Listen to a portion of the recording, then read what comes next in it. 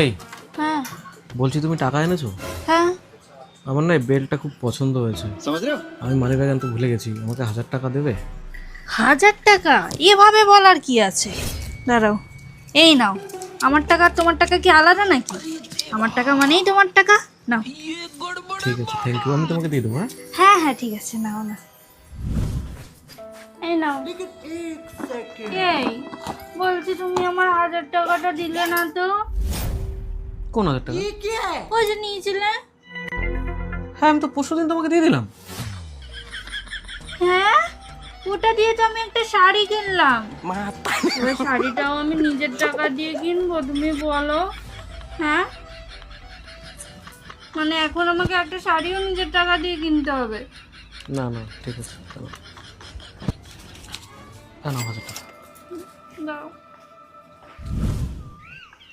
এই হ্যাঁ এ নাও তোমার চা। বলছি কি, শোনো না, আমার ওই 1000 টাকাটা কবে দেবা গো? কোন 1000 টাকা?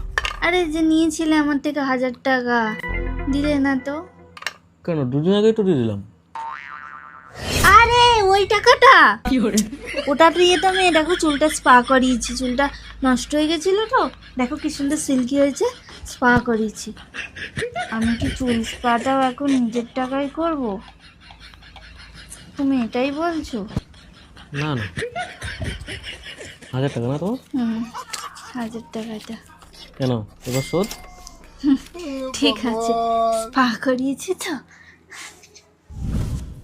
এই বলছি কি, আমার 1000 টাকাটা দিলে না তো? কবে সেই বলেছো দেবা? তোমার কি মাথা খারাপ হয়ে গেছে? আমি কালকেই তো তোমার টাকা দিয়ে দিলাম।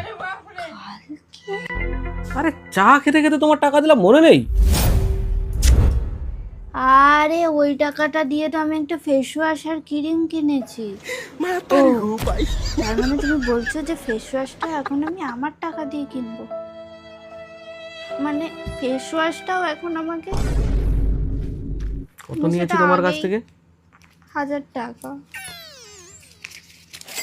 কেন 1000 টাকা? ঠিক আছে। কেন 4000 টাকা বেশি? শোধ এবার, আমাকে ক্ষমা করে দাও, বুঝতে পারলে? আমি যে কি বড় ভুল করেছি তোমার কাছ থেকে টাকা নিয়ে। শোধ হয়েছে এবার, শোধ। শোধ।